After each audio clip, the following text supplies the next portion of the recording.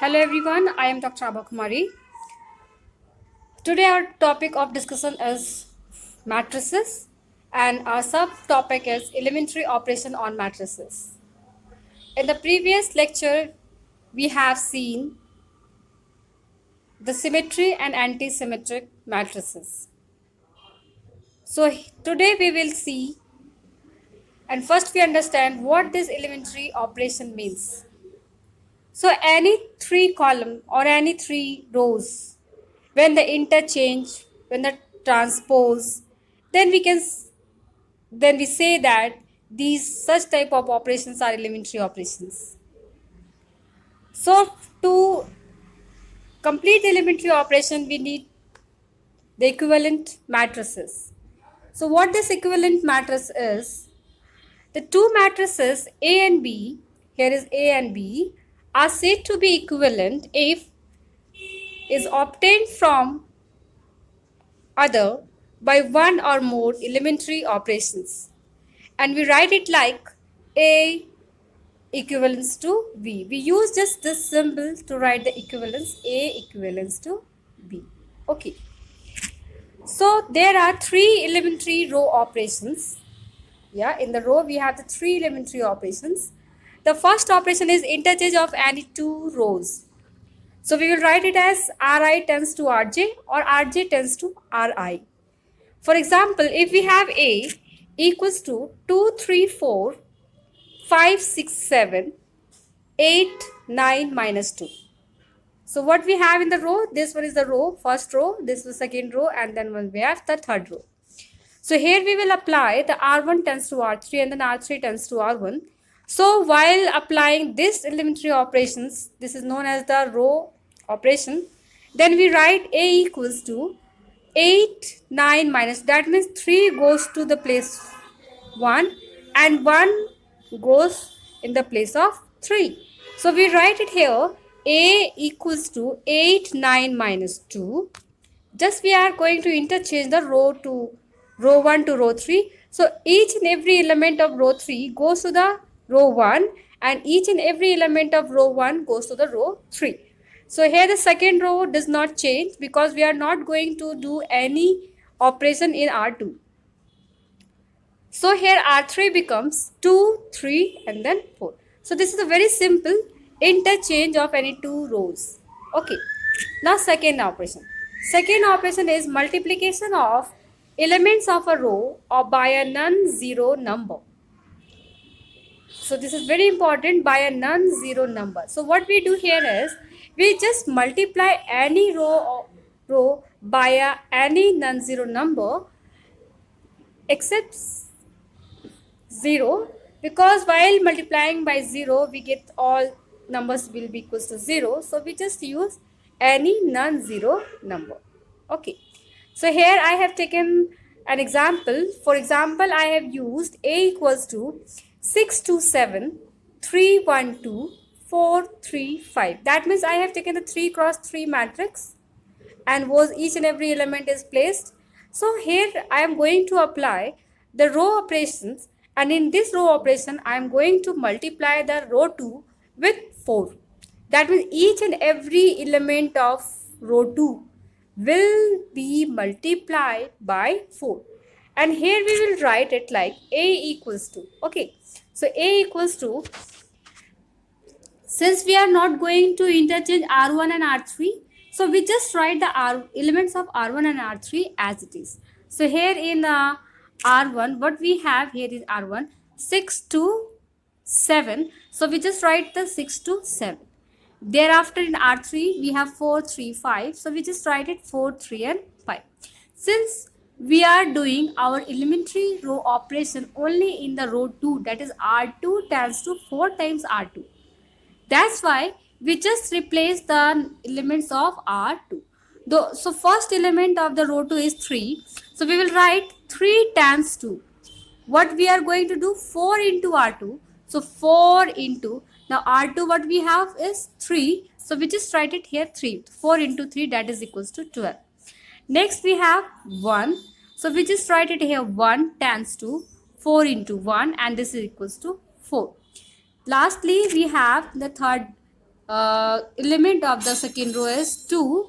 So we write it here 2 times 2, 4 into 2. Why this 4 into 2? Because we are applying 4 into R2.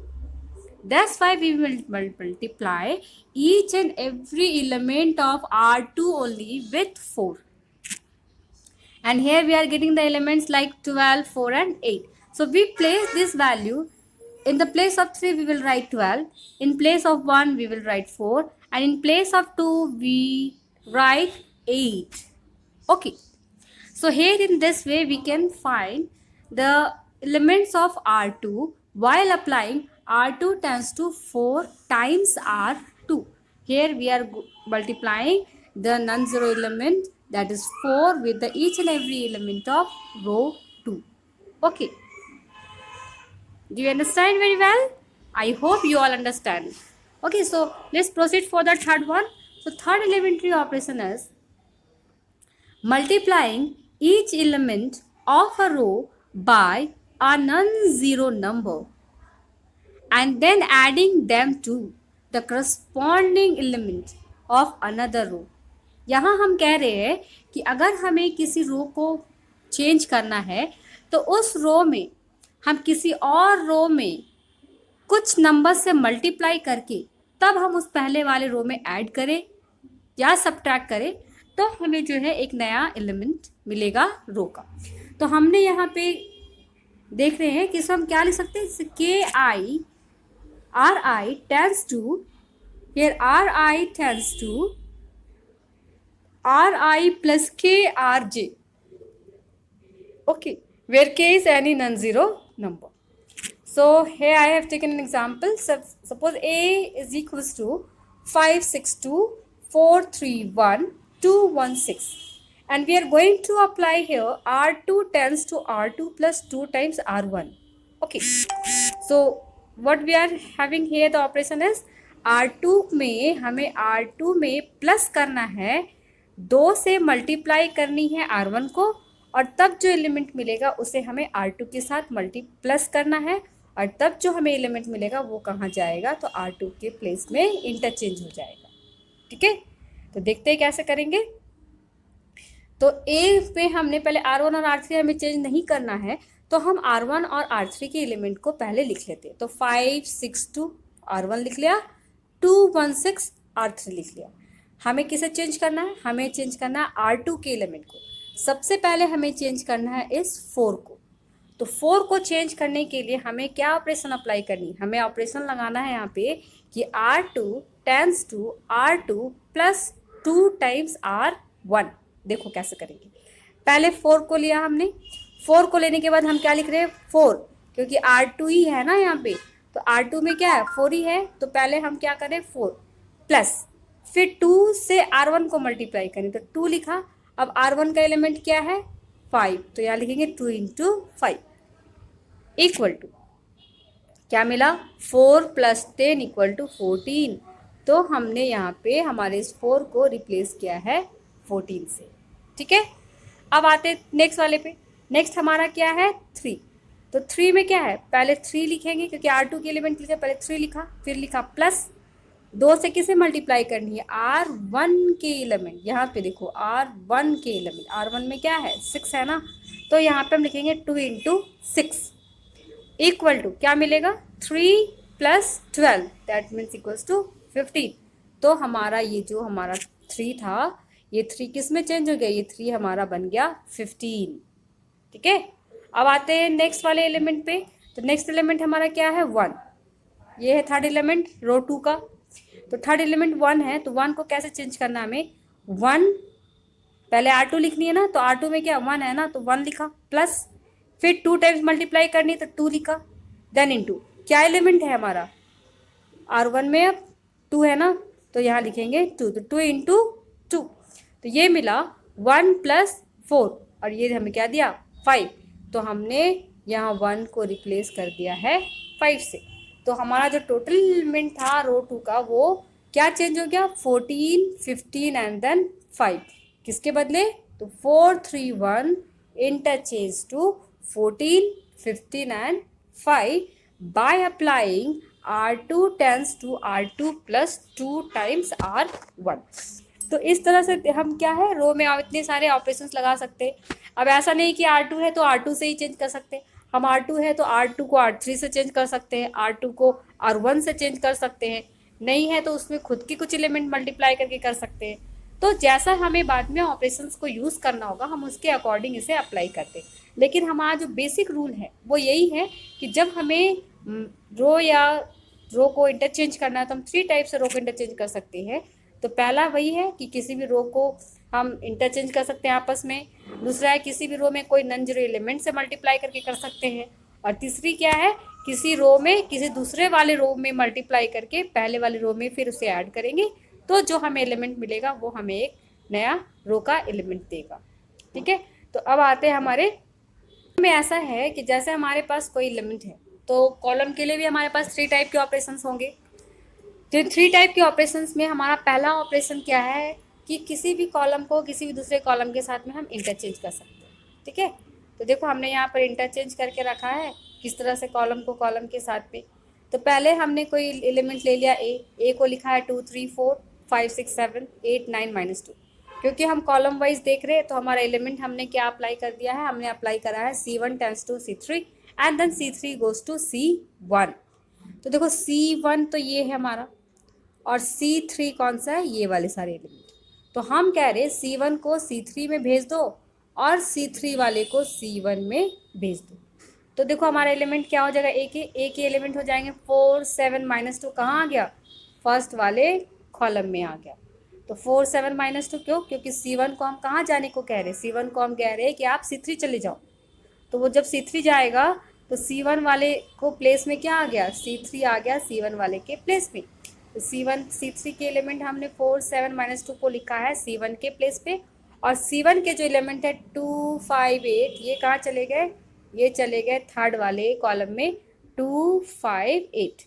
तो हमारा ये क्या हो गया, रो और कॉलम इंटरचेंज हो गया। और क्योंकि C2 के बारे में हमने कुछ नहीं कहा तो C2 हमारा एज इट इज़ रह गया 3 6 9। तो इस तरह से हम कॉलम को इंटरचेंज करते हैं। दूसरा है multiplication of the elements of a column by a non zero number. Again Ci tends to K into Ci। किसी भी कॉलम में किसी भी नंबर से हमने मल्टीप्लाई करना है और उस कॉलम के एलिमेंट को क्या करनी है, चेंज करना है। तो हमने जो चेंज करना है वो कोई भी एनी नॉन जीरो नंबर से हम इसको मल्टीप्लाई कर सकते हैं। जैसे एग्जाम्पल के लिए हमने लिया a इक्वल्स टू 6 to 7। चलो कॉलम वाइज बोलते हैं, 6 3 4 2 1 3 7 2 5। ओके, अब हमने क्या अप्लाई करना है, हमने अप्लाई करना है C2 tense to 4 times C2। हमने यहाँ C2 को चेंज कर रहे, C2 में क्या मल्टीप्लाई कर रहे हैं तो 4 से मल्टीप्लाई कर रहे। तो हमें क्या मिल गया, a इक्वल टू, क्योंकि C1 और C3 चेंज नहीं कर रहे हैं तो पहले C1 और C3 के एलिमेंट को लिख लेते हैं। तो 6 3 4 लिख लिया हमने यहाँ पे, ये देखो। उसके बाद है 7 2 5, 7 2 5 भी लिख लिया हमने यहाँ पे। अब किसने चेंज करनी, C2 चेंज करनी। तो C2 को हम चेंज करते हैं। जब C2 को हमने चेंज करना है तो C2 के एलिमेंट को देखो, पहला एलिमेंट क्या है, 2 है। ठीक है, तो 2 को हमने लिखा 2 टेंस टू 4 इंटू 2, क्या मिलेगा 8। तो हमने यहाँ पे लिखा है 8। दूसरा है 1, तो 1 कहाँ चला गया, 1 इंटू 2, तो फिर मिला हमें यहाँ पे 2। तीसरा एलिमेंट क्या है 3, तो 3 को लिखा हमने 3 इंटू 2 दैट मीन 6, तो हमने यहाँ पे लिखा है 6। तो इस तरह से हम C2 के एलिमेंट को चेंज कर रहे हैं। नेक्स्ट आता है हमारा थर्ड ऑपरेशन। थर्ड ऑपरेशन क्या है, थर्ड ऑपरेशन हमें कहता है कि multiplying each element of a column by a non zero number and then adding them to the corresponding element of another column. मतलब यहाँ भी वही है कि किसी भी कॉलम में हम जब चेंज करना है तो उस कॉलम में हम ऐड कर रहे हैं किसी और कॉलम में कुछ मल्टीप्लाई करते हुए उसके सारे एलिमेंट को हम पहले वाले कॉलम के साथ ऐड कर रहे हैं। ये सेम चीज़ अप्लाई करते हैं माइनस साइन के साथ भी, जहाँ पे हमें जैसा नीड होगा हम उसके अकॉर्डिंग ये ऑपरेशन अप्लाई करते हैं। तो के हमारा क्या है, तो के हमारा कोई भी नॉन ज़ीरो नंबर है। ठीक है, तो अब देखते हैं इसको कैसे अप्लाई करते हैं। हमने कोई ए ले लिया, ए के एलिमेंट्स है 5 4 2 6 3 1 2 1 6 और हमें अप्लाई करना है C2 tense to C2 plus 2 times C3। मतलब C2 को ही चेंज करना है, मगर C2 को चेंज करना है C2 और C3 के हेल्प से, और C3 में क्या मल्टीप्लाई करना है, तो हमें 2 मल्टीप्लाई करना है। ठीक है, तो यहाँ पे A हमारा हो गया 542 और C3 हो गया 216, क्योंकि इसे हमें चेंज नहीं करना, हमने इसलिए लिख लिया। अब आते हैं C2 के पर। तो C2 हमारा क्या है, पहला है 6, तो हम लिख रहे हैं 6। देखो जो चेंज करना है ना, हम उस वाले मैट्रिक्स को देखेंगे जहाँ करना है वहाँ नहीं। अभी तो ये हमारा क्या है, ब्लैंक है। अभी हमें यहाँ पे फिल करनी कि 6 के प्लेस में क्या लिखना है। ठीक है, तो हम जो हमें गिवन दिया गया है मैट्रिक्स, हम उस मैट्रिक्स को देखेंगे।